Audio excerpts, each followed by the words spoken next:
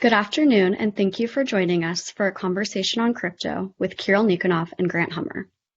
Krill Nikonov is an attorney in MSK's Corporate and Business Transactions Practice Group. He focuses his practice on corporate and securities matters, including private financings, public offerings, SEC disclosure matters, and corporate governance. Grant Hummer is the managing director at Chromatic Capital, a crypto asset management firm based in San Francisco, California.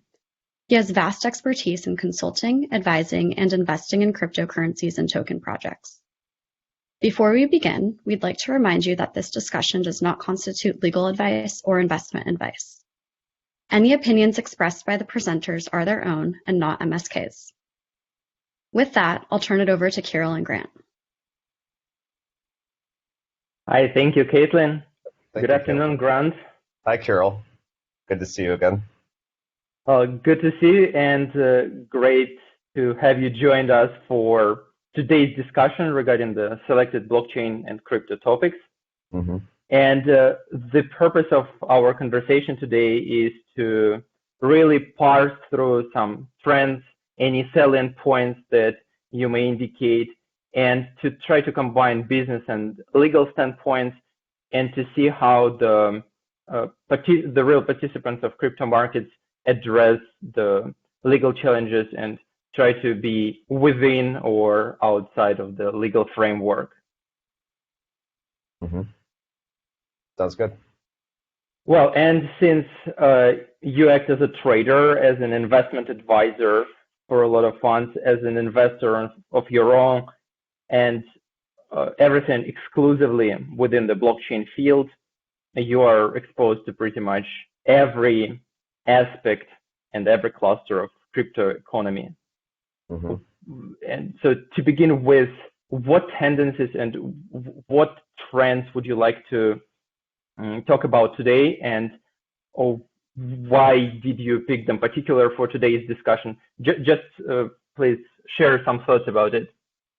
Sure. Well, given that this is a law firm event, it could be a good idea to talk about the legal aspects of, how crypto projects raise funds and distribute tokens to their users and investors, and where crypto markets and legal and regulatory frameworks intersect.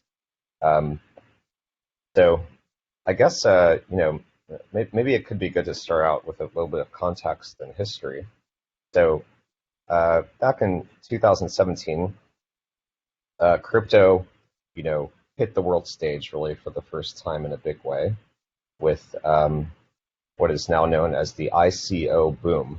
And ICO stands for Initial Coin Offering, and this is it was a very straightforward exchange of capital for tokens. So people would deposit their crypto assets into a protocol and a pooled, set of funds, and then in exchange for that, in a single transaction, they would receive tokens in return at some later dates. So it's no different from like a fundraise before an IPO. So that obviously was not looked upon kindly, given that these were unregistered securities. So the SEC came after many of these projects, and especially in the U.S. And many of them had legal action taken against them, were forced to shut down, return capital to their investor base. In some cases, in the case of explicit fraud or scams, some people even went to jail. So that was a really big slap across the face to anyone that wanted to just raise capital without regards for the rule sets, and at least within the U.S. and other countries had their own enforcement actions, in accordance with their securities laws as well. So and we can shift to the slide 2, illustrating exactly what we are talking about, and so essentially, as we can see here, the U.S. securities laws provide for a very robust, at least from the legal standpoint, variations of the types of securities offerings. They're either registered or exempted or illegal. There are only three options. And since the ICOs were not obviously registered with the Securities and Exchange Commission, and there are several options how to register securities, but all of them need the significant and lengthy process of going through the SEC's review and submission of the audited financials and so on. The participants of the market at that point faced either a choice of finding an exemption and requesting their legal counsel to find an exemption, or essentially were somewhere beyond that. And these were most of the ICO were probably in the third category if we apply it in a very strict manner. Yes, and many of them, as a consequence, tried to fail the Howey Test. One of the few tests in life you probably want to fail, COVID tests, a couple others, But so yeah, and a couple of them were able to plausibly argue to regulators that they were not securities or they were able to kind of slide by, right? And these were often the more credible projects that maybe did their fundraisers earlier on, and actually had real teams building real technology in a way that pushed the industry forward. And I think regulators kind of gave them a little bit of a pass and then said, no one else can do this now. So it certainly wasn't a black and white matter. But yeah, now I think as far as capital raises go, things are much clearer about doing it that way. A no-no unless you follow the securities law framework here, if you do indeed intend to be classified as a security or do things that would classify you as a security. So, well, even when you intentionally classify something as a security, it's in limited cases not that clear. And by the way, the case of Telegram is cited in the table. It's a rather recent event when the SEC took the position that you cannot look just at a single fragment of the distribution of tokens to the general public. So even if a certain element or a certain transaction within the entire scheme of distribution falls under an exemption, you cannot rely on an exemption, at least pursuant to the SEC's point of view, which the court, New York District Court supported. You still have to keep in mind the intent to distribute the tokens to the general public. And if someone is acting as an underwriter, you cannot rely on Regulation D that particularly exempts certain participants from the definition of underwriter. And as a result, the market participants face even more challenges when a formal compliance with the rules that would work for securities may have not worked ideally in the ICO world. And moreover, someone would argue that the distributors of the shares of common stock also keep in mind that after some point, these shares are going to be sold. So the difference between the tokens or coins or whatever is distributed in the is going to be distributed in the future may not be that significant and may be very subtle with the traditional securities world, but for some reason or for an obvious reason, depending on your point of view and depending on the SEC's position, we have the situation where the regulator looked askance at the attempt to first distribute all the tokens to only accredited investors and then give them a chance to allegedly resell under Rule 144 and have two exempted transactions that combined served as a vehicle to present the tokens to the general public. Mm-hmm. And we can go ahead to the next slide. Yeah. So this is a great slide, and I'll just speak to one other point, which is that those enforcement actions caused a sea change in the way that tokens are distributed to the public. So, a lot of projects they've taken one of two paths to raising capital. They'll either take the path of raising from traditional venture capitalists, angel investors, and so forth, the way standard tech company would, or they take unconventional paths to not to raising capital, but to creating capital events in a way that does not liquidity events, I should say, in a way that does not trigger securities laws. So these are a couple examples. Probably the most interesting one is yield farming.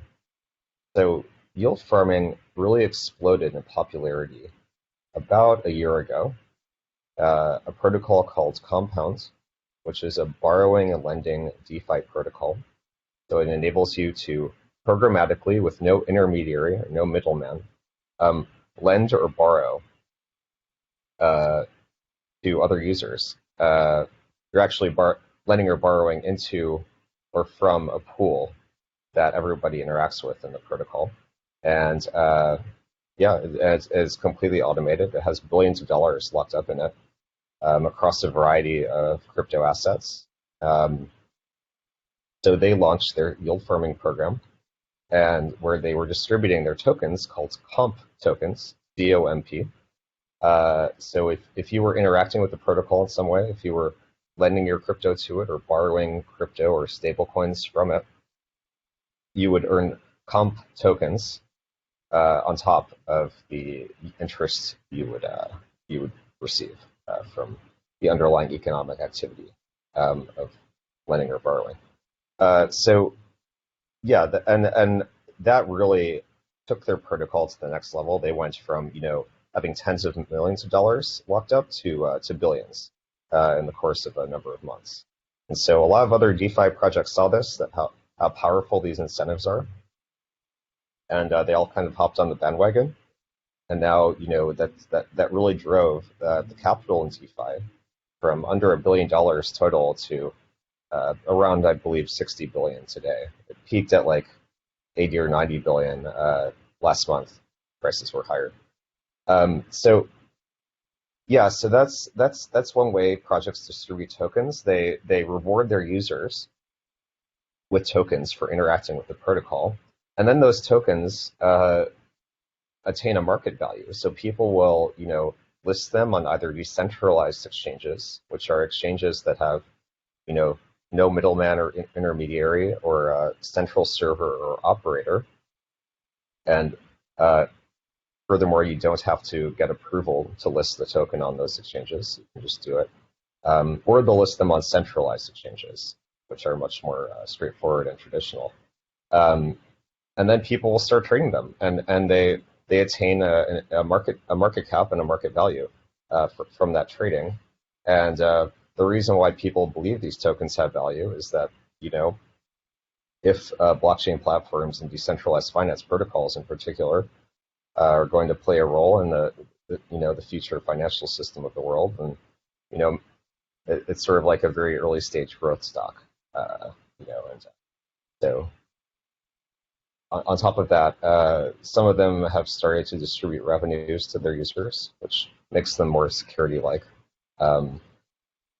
So that's a separate topic, but yeah, you can like DCF some of these. You can run a discounted cash flow analysis of some of these tokens and see that they have value. So yield farming, it's a very, very interesting way of distributing tokens to users without an explicit capital raise. Another way of distributing tokens to users and investors are airdrops, where they will literally just give you tokens. So let's say a protocol has 1 billion tokens that will ever be distributed, across the life of the protocol, right? Maybe they'll airdrop 50 million or 100 million on day one to a lot of users who they believe will interact with that protocol in some way. Well, is that a capital raise? Probably not. But because those users have those tokens, they can now go on exchanges and sell them or buy them from other people, and that's happened, or that's led to some very successful outcomes. Like Uniswap, for instance, the Uni token, it's now worth it up. It has a fully diluted valuation of $18 billion, and that started with an airdrop. So everyone who had ever interacted with Uni or with Uniswap before the Uni token airdrop received 400 Uni tokens, which at the time were valued at around $1,200. These were thousands to tens of thousands of people getting $1,200 stimulus checks, essentially, right? And some of them held on and some of them sold, but it created a very vibrant market for those tokens. And finally, there are initial DEX offerings, or initial decentralized exchange offerings, and these are analogous to ICOs, or initial coin offerings, from 2017, except they occur through decentralized exchanges. And so, these probably aren't legal. If you sat down an SEC regulator, but some of the teams doing those sorts of things, tend to be outside of the U.S. or anonymous, and they haven't constituted large capital raises so far. So those tend to be a bit rarer and smaller due to the legal risk, and a lot of large investors are justifiably skittish about investing in anonymous teams. So but I figured it'd be notable to include that as well. So those are some of the big ways tokens get distributed. And what about yield farming and airdrops and IDOs from the point of view? Do I understand correctly that there is still some kind of consideration or counteraction that is required from a potential recipient of the tokens? And we may not even call her an investor, not to create any legal implications, but someone who intends to receive a token. She's still required to either lock some value within the protocol or enter the protocol and interact in a particular way or exchange certain values to the token. So it is still some things that can be considered as consideration at some point. Or you think is it something of value? Yes. Yeah. So in the case of airdrops, that literally is just free money. There's much less of a consideration in terms of someone, doing something in exchange for those tokens most of the time. But for yield farming, absolutely. The protocols reward users with tokens, and usually the lazy way and the most common way that they do this is by the amount of capital that's locked up. So you have $1 million locked up in a protocol, you'll earn 10 times fewer tokens than someone with $10 million. And so it's just this, linear reward function, basically, of capital. Usually, so there, I don't know how detailed we want to get, but there are many different types of DeFi protocols. There are decentralized exchanges where people get rewarded for providing liquidity to market pairs.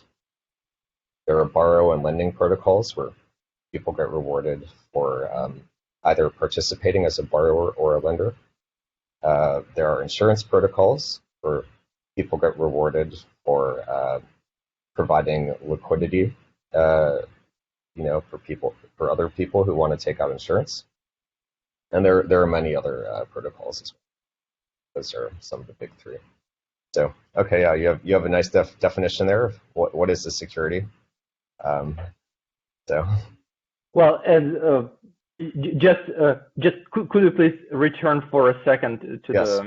the previous slide, and why do we even consider Romanesque 2, 3, and 4, and what are the purposes? The purposes are to not subject yourself to certain legal implications of either exempted offer and under regulation S that is designed for non-US persons, and the issuer has to take reasonable steps to make sure that the tokens are not distributed to the US persons, and in some instances will not be distributed subsequently to US persons, or under regulation D, where the issuer needs to make sure that the distribution is to the investors who have certain financial means. But with the regulation D, there is a nice caveat right now that you cannot really use it to subsequently introduce your tokens to the world. Regulation D is created for private offerings, and essentially the case SEC versus Telegram group showed that the SEC intends this offering to keep private and not to further the attempts of the issuer to popularize its system through the investments way. And also one point that maybe is relevant right now, that the offerings are shifting from attempting to say it's not a security, and that's why we will go to the definition, the security. Previously, most of the tokens claimed that the tokens are really utility tokens, not security, and they don't have any securities values. Right now, every second project is introducing its own, the so-called cryptocurrency. And with this, we have a traditional definition of security that we will not regurgitate right now for the lack of necessity. And the next slide is addressing what is really relevant and what Grant already mentioned. It's Howey Test and the analysis whether a certain scheme, and not in pejorative meaning, but in the meaning of the entire intent of the transaction, whether certain scheme, a certain contract, certain series of transaction would qualify as a security. And here it's the citation from Howey, a contract or scheme that involves investment of money in a common enterprise with an expectation of profits, with the reliance of the efforts of others. And why there is a footnote that it's even better to still read also SEC versus Telegram, because this Howey Test has grown significantly, and there is a lot of case law with regard to each element. And by the way, now it's not solely from the efforts of promoter or a third party. Now it's mostly from the efforts of the promoter or third party. And each of the elements is investigated by courts of different federal circuits, and there is a lot of meaning to each of them. And I guess what Grant was saying, that the participants were interpreting their investment mechanism or their mechanism of distribution of coins, whatever type of coins they have, as something that is not a security under Howey Test. Yes, and in addition to that, the most credible and largest protocols are genuinely making an effort to decentralize themselves, so as to especially fail the fourth peg of the test solely from the efforts of the party. So if you start out as a startup, but then over time you become they call it a decentralized autonomous organization with stakeholders, geographically distributed and no real nexus of power controlling everything, then maybe it's much less likely to pass that fourth worth more. So. Actually, decentralization is a really good point Yes. regarding the tokens, because most of the new players who create the quote mark cryptocurrencies still think that they will own 50+% of the token supply in their own cryptocurrency, and hope that the SEC would treat this scheme as a real cryptocurrency issuance, which is unlikely the case. Yes. Because cryptocurrencies are traditionally viewed as the type of tokens that not only have certain commodity elements, but also sufficiently enough decentralized to not allow only one player, or to not allow at least the initial founder to really influence the system. Mm-hmm. Yeah. So that I'll give a concrete example of this. In the case of Compound, the comp tokens, they're currently valued at, they have a fully diluted valuation of about $2.5 billion. Right now, the protocol does, the tokens themselves do not distribute any profits to the token holders. However, the protocol does accrue retained earnings over time, and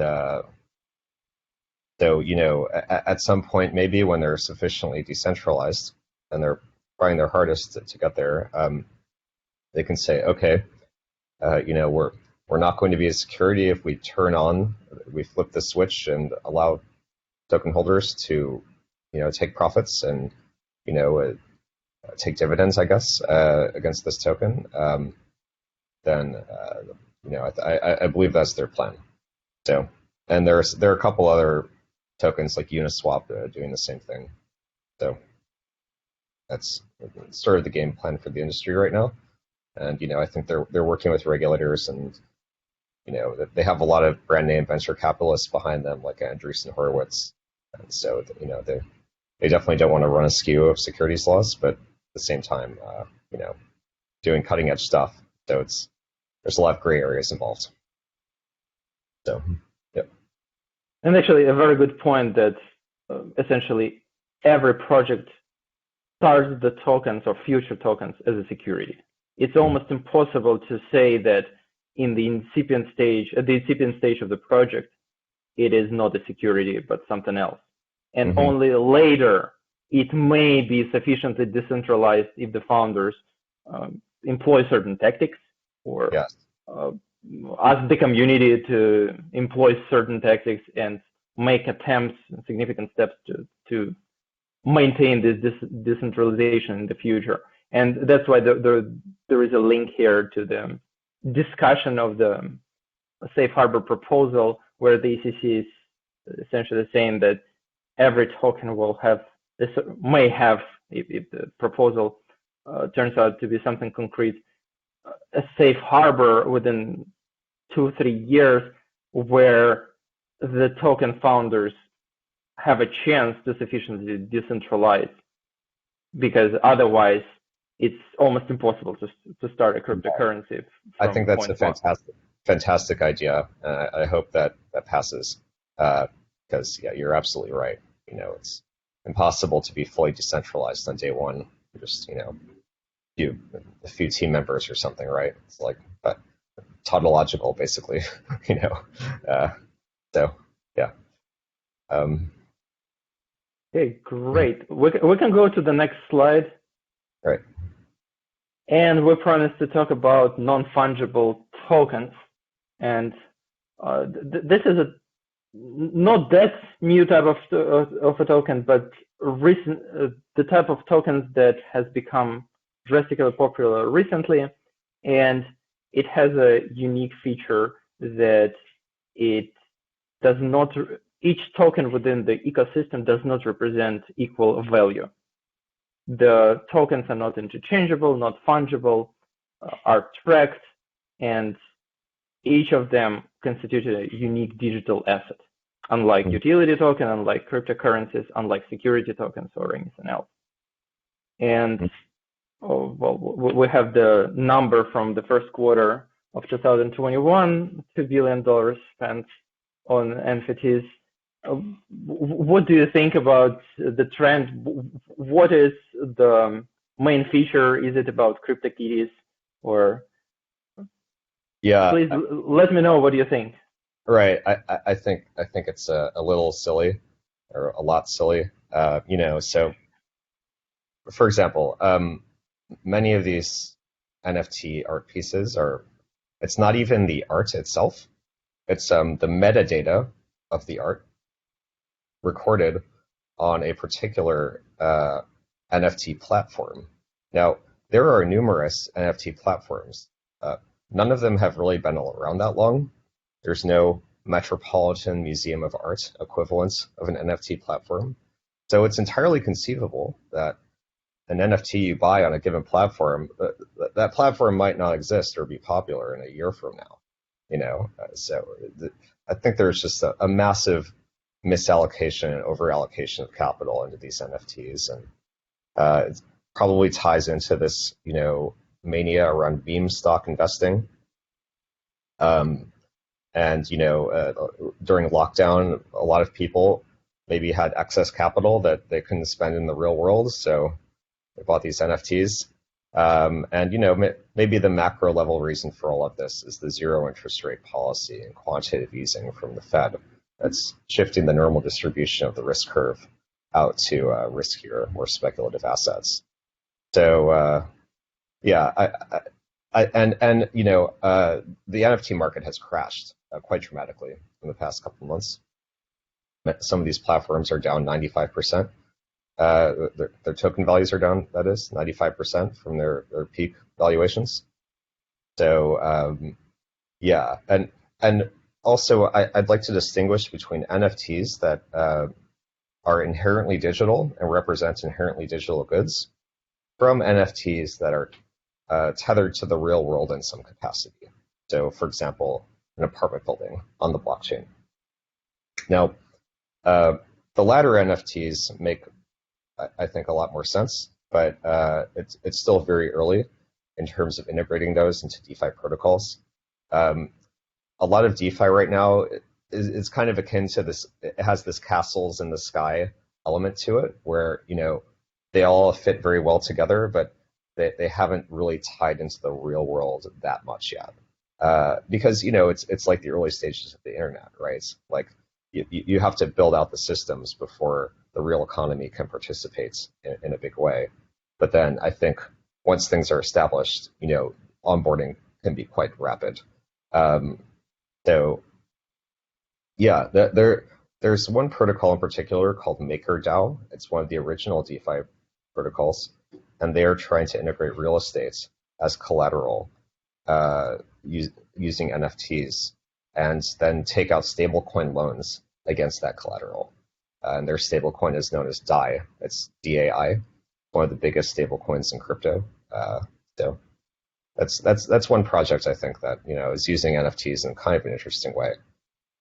But for the most part, I think they're a little ridiculous. So.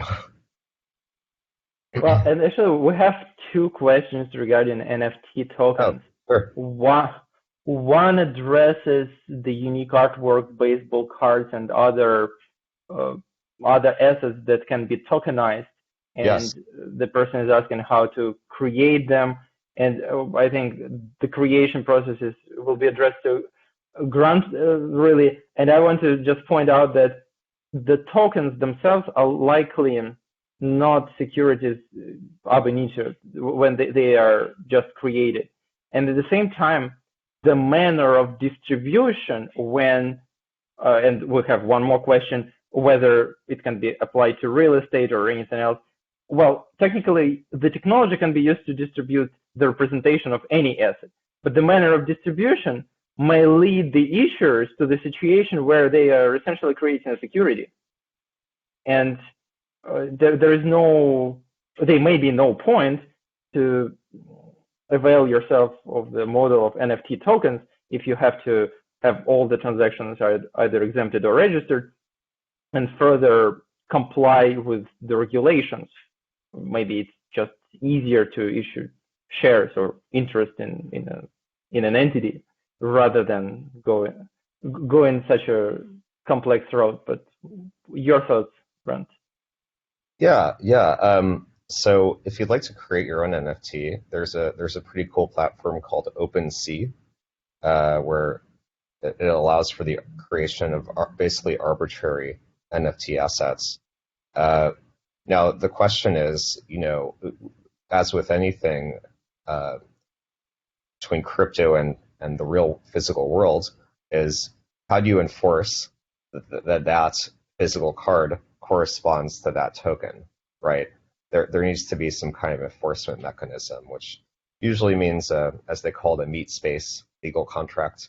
And then, at a certain point in some of these use cases, it doesn't really make sense to have them on a blockchain because there's so many centralizing, aspects that need to be in place, before the NFT makes sense. But that certainly doesn't discount, or that certainly doesn't mean it's not possible, and it's still very nascent. I'm probably a little more bearish on certain kinds of NFTs than many people, and so maybe I'll be wrong, and we'll be seeing Jackson Pollock NFTs sell for $100 million in a year. I don't know, but yeah. So I would check out OpenSea if you'd like to create your own NFTs. As far as the second question from Tom Bustamante, what about NFTs for real estate? More interesting, a future use in stock certificates. Yeah. There's a lot of startups that need to be created, to solve these more granular issues and problems in the centralized financial world. Right now, a lot of DeFi protocols are they're at like a higher level of abstraction, and they're relatively simple in terms of how much code went into making them. Because right now doing transactions on Ethereum is very expensive, and that'll change soon. But so you can't incorporate that much business logic into your code yet. So over time, I expect things to become more complex, and I expect companies and projects to come out with solutions like that, like what you just described. So yeah, perhaps we should move on from NFTs, or unless you'd like to keep talking about them. I also think that this technology is present. We discussed it. It's cute. CryptoKitties are wonderful, and we can go on. Sure. Okay, decentralized finance, and I guess this is totally the domain of Grant, because from the legal standpoint, it's extremely challenging to even qualify what is going on and whether all these transactions are essentially constituting the financial institutions that are acting without licensing, or it's just a completely new area that is not regulated. So it's difficult to extrapolate with precision the legal analysis here, but maybe you will tell about your experience and about the main principles of decentralized finance, why it still works, and whether you can essentially not receive your money back from the protocol if you put it there. Sure. So I guess I'll start with a working definition of DeFi, or decentralized finance. So to put it simply, DeFi, decentralized finance, is financial software built on the blockchain that can be pieced together like money Legos. So these decentralized finance protocols can integrate with each other in very seamless, permissionless ways that it's very hard to do in the centralized financial system. So you can collateralize things that would be very difficult to collateralize. You can create financial products that incorporates, half a dozen or more protocols together in a matter of seconds. Like good luck doing that with Chase, right? Last week it took me like a week to send a wire. So basically, I really think that this is the next step for the financial system, and I think that banks and centralized finance platforms will integrate into these protocols, especially, as the world becomes, I hate to say it, but like less trusting. You look at the state of legacy institutions and the reputation of experts in various domains. Having a trustless protocol governed by math and completely audible and transparent, I think it's very powerful. Because you don't have to trust anything. It works. And you can verify that it works. So most DeFi applications are built on Ethereum, which is the world's most popular programmable blockchain. And Ethereum is a blockchain network that maintains a shared ledger of digital value. So developers can program applications on Ethereum that can create, store, and manage digital assets. They're also called tokens. And these applications they create are called smart contracts, or dApps.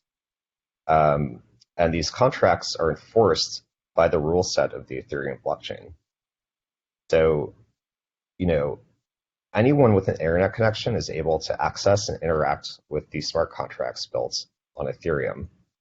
And all these smart contracts are open source and interoperable. So users can verify the smart contracts code and, choose whatever works best for them. Now, there are lots of examples of DeFi applications, and DeFi applications are literally just smart contracts. The most popular is borrowing and lending platforms. I alluded to those slightly earlier. The two biggest ones are Compound and Aave, that's spelled AAVE. These have, I'll look it up right now, Compound has $6.2 billion locked up in it, and Aave has just over $10 billion. So just these two platforms have about $16 billion of value locked in them. So they've grown quite a bit, and much of this value is in the form of stablecoins.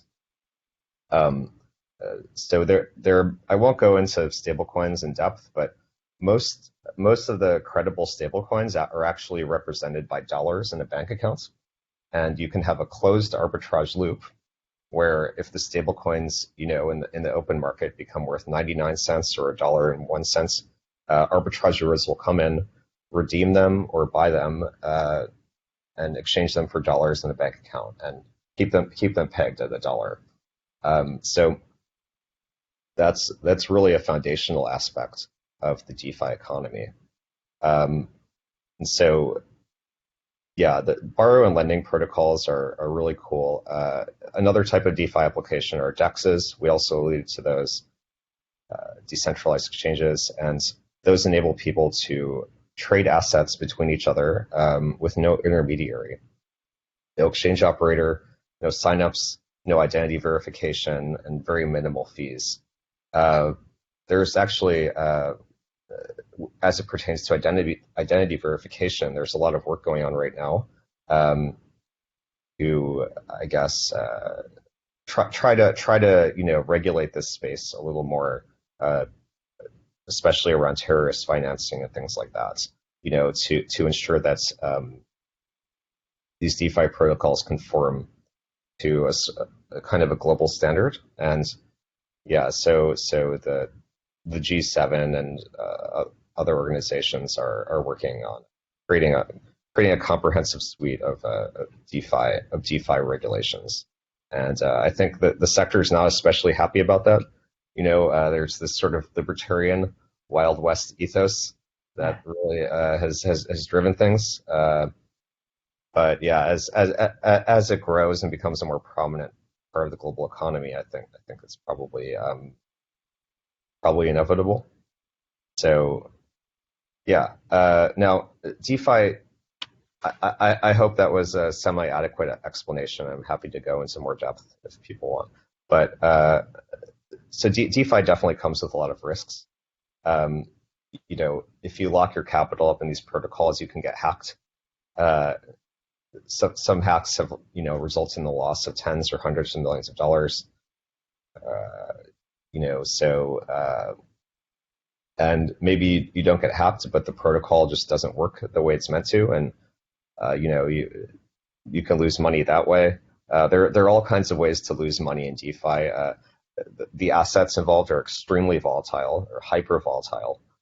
So if you hold any price sensitive assets, you can be up 100% one day and down 40% the next. So yeah, it's pretty crazy. But I think these risks they're starting to abate.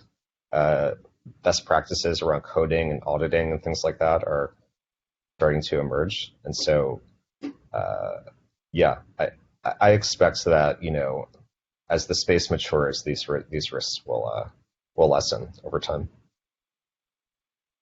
Well, and about DeFi protocols, set aside the risks of being hacked or regulatory risks.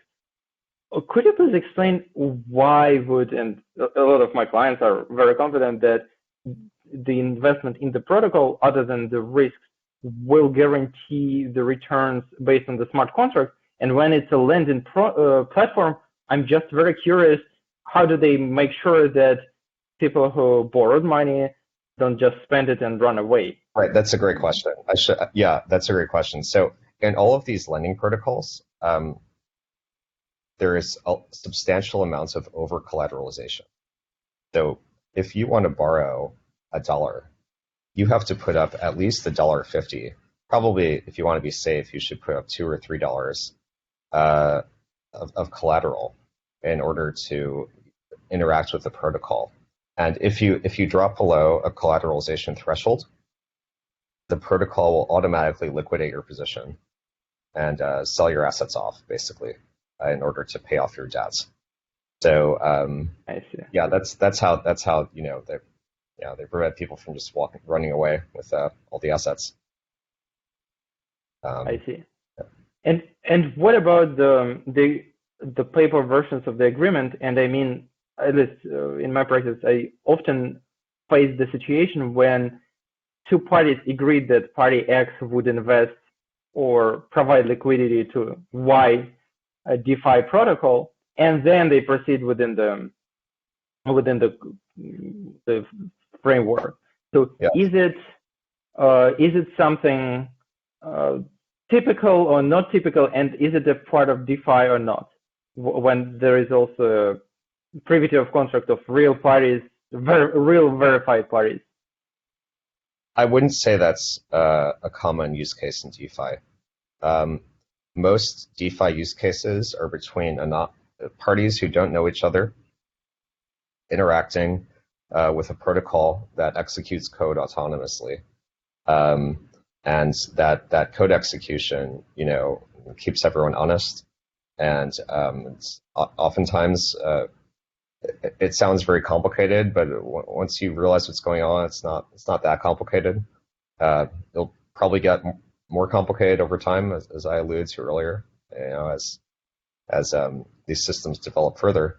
But yeah, so I wouldn't say we're at the point yet where there's a lot of like idiosyncratic,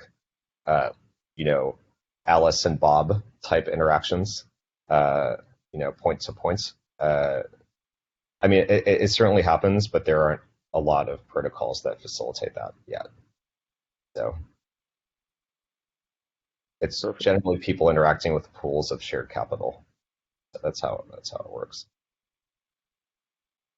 Very well. Shall we proceed to our last topic, the staking and mining, excellent, and shift from one to another, and then we will have a little bit of time left to answer more questions. Sure. And here, at least as a short legal introduction, the companies, especially the public companies who have to report, are struggling to first extrapolate the correct description of the risks involved with shifting of a lot of cryptocurrencies and Ethereum in particular from mining to staking. And secondly, there is an SEC guidance regarding the risks and the current events, and when you distinguish one from another. So from the attorney standpoint, the announcement on Ethereum, where it's actually a decentralized platform, is not very clear whether it's some risk in the future or it's a real event that is occurring and it's inevitable. So maybe besides talking about mining stake and some basic definitions, maybe you will also clarify regarding the situation with Ethereum, which would be amazing. Sure. Yeah, absolutely. Well, I guess presumably I'll assume people here have some familiarity with how crypto mining works, but if not, I'll just quickly explain it. So the way mining works, or proof of work, is the way proof of work operates is that people will buy graphics processing units, graphics cards basically, or very advanced computers that will run a lot of useless math. maybe that's not the most elegant way of phrasing it, but they'll just run these math formulas in very rapid succession, looking for a certain solution, and this solution is very, very difficult to find. And it can be made progressively more difficult or easier depending on how the network is configured. And the miner, which finds this solution, gets to create a block. And then they include a lot of transactions in that block, and they get paid by the network in the form of inflation.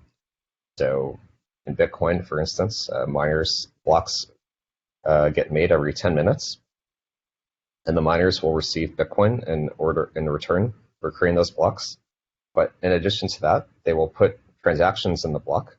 So people sending each other money and transacting on the Bitcoin network will be included in that block. And then the transaction fees that people pay to include those transactions will also go to the miners. Now, this can be a very lucrative thing to do. I mean, these miners make a lot of money. But as a consequence, a lot of people want to become miners. And so there's a lot of competition. And, it's kind of a zero-sum game. The more people that are trying to mine, the lower your probability of successfully mining becomes. And coincidentally, the more secure the network becomes, because there are more miners trying to contribute their processing power to the network. So it's harder to hack, basically. Now, this is actually terrible for the environment. These computers use a lot of electricity. I think the Bitcoin network uses as much electricity as Ireland or something like that. It might be more at this point. And so, it's not a great thing, right, from an environmental perspective. So a lot of the new blockchains are moving into a form of validation called proof of stake. So instead of doing useless math to secure the network and validate and include transactions in blocks, they use a form of basically the validators of the network.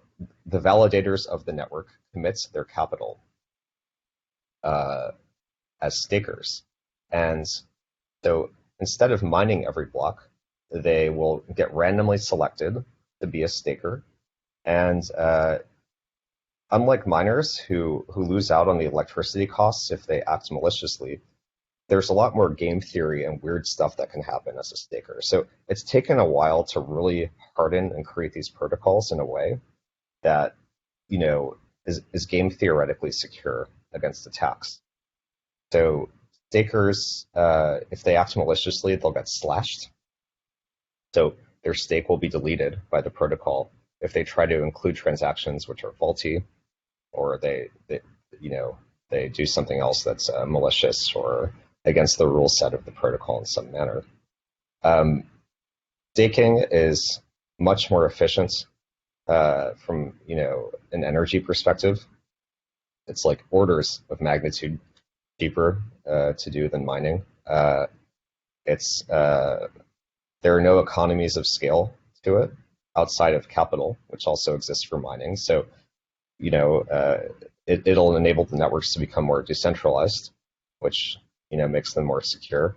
There are hardware barriers, and Furthermore, staking does not result in the continual sale of the inflationary emissions of the network.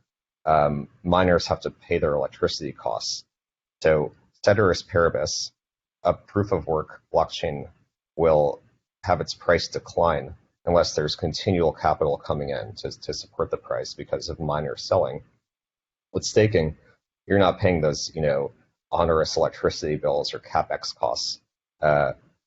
So that natural selling pressure doesn't exist. So, it also supports the value of these currencies.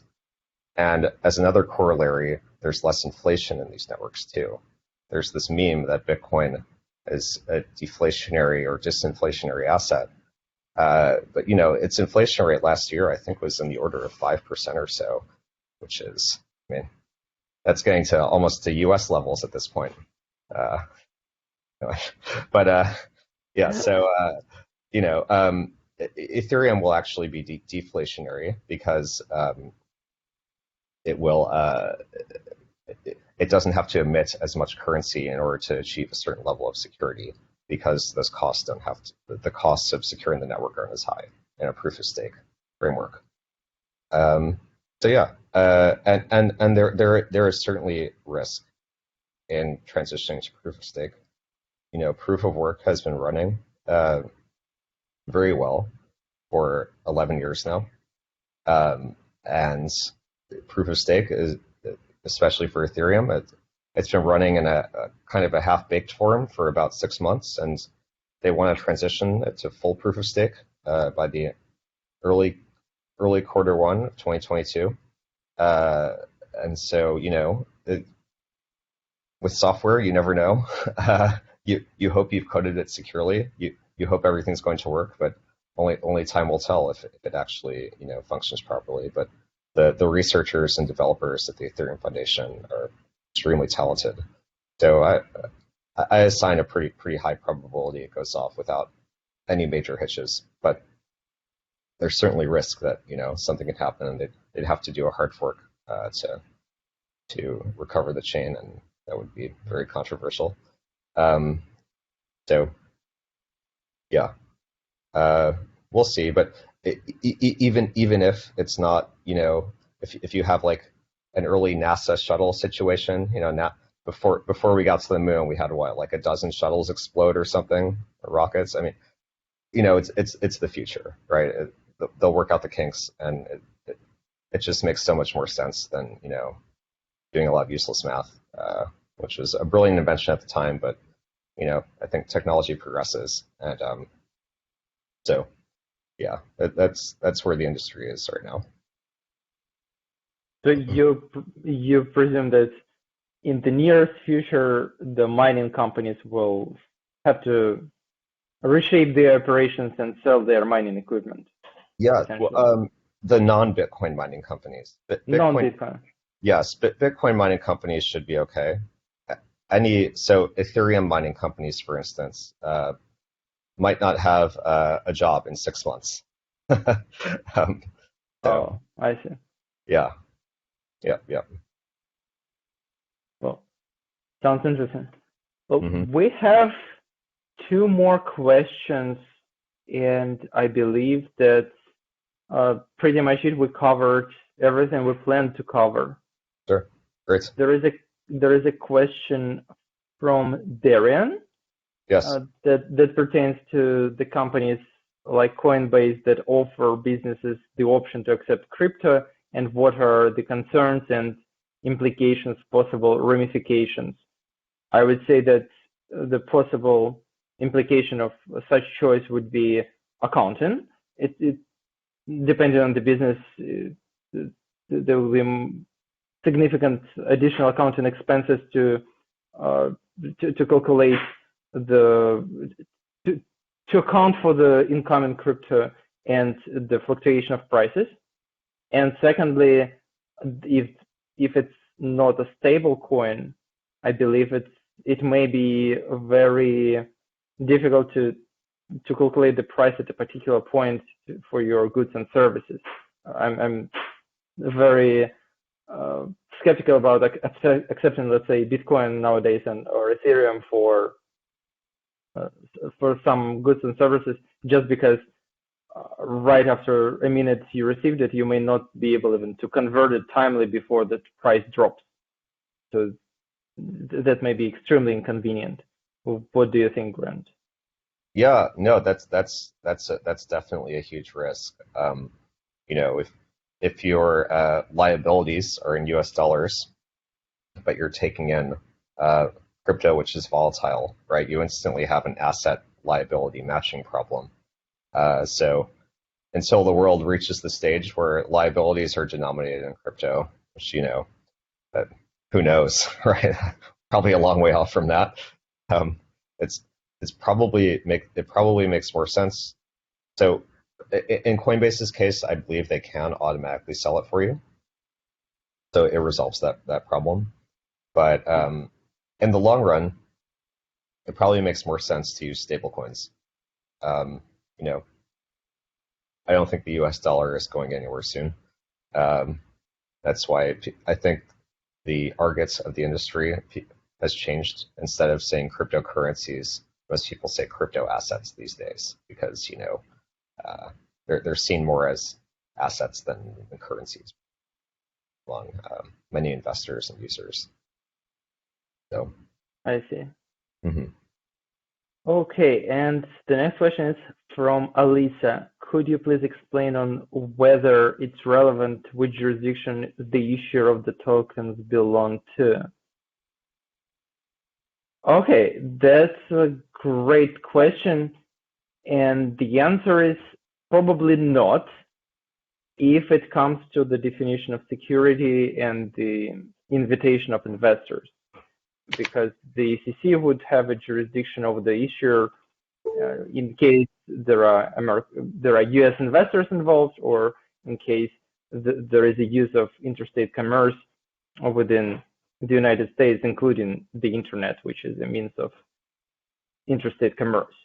But when it comes to the corporate law, it may be relevant because if someone is just more comfortable to operate under the BVI structure or the structure of a German or some Singaporean entity, and it's relevant, it may be. In your practice, Grant, most of the issuers are not US issuers, I believe, in case of tokens. Yes, in some cases, I've seen a fair number of deals where they actually explicitly bar US investors from participating because they don't want to, you know, be subject to those liabilities. And so I hope that changes. You know, I don't. A lot of people say the U.S. might get left behind. I think that's maybe a little hyperbolic and meant to sway regulators, but I do think it definitely stifles the industry's growth, and you know it keeps the tech from progressing the way it could. You know, in a more like in an environment with like better regulations. So, and I know like Gary Gensler at the SEC, he taught crypto at MIT, and I just saw yesterday the Secretary of the Treasury is prioritizing crypto regulations. So I hope they come out with sensible rules that, you know, aren't overly draconian. But, you know, yeah, they come out with rules that don't stifle innovation. So, yeah. Well, most of the projects that intend to be within the regulatory framework from the very beginning, they actually just choose Delaware and don't even think about it, because at least it's very pliable, flexible structure, and there is certainty about the connotation of the corporate laws. So if you don't know where to incorporate, I would still start with Delaware, unless there is a really sophisticated strategy why it should be somewhere else. Okay. Yes, that's about it. Yeah. Thank you so much. Yeah, if anyone would like to contact me, there's my email. Happy to chat, answer questions. I manage crypto assets for a living, so do advising and consulting as well. Yeah. So. I encourage everyone to indeed reach Grant because it's a pleasure even just to talk to him. And thank you so much. I appreciate your time and appreciate the mutual preparation and collaboration regarding this. Sure. Crypto talk. Thanks, Krill. It's been a lot of fun. Thank you, Grant. Sure. Have a good one. You too.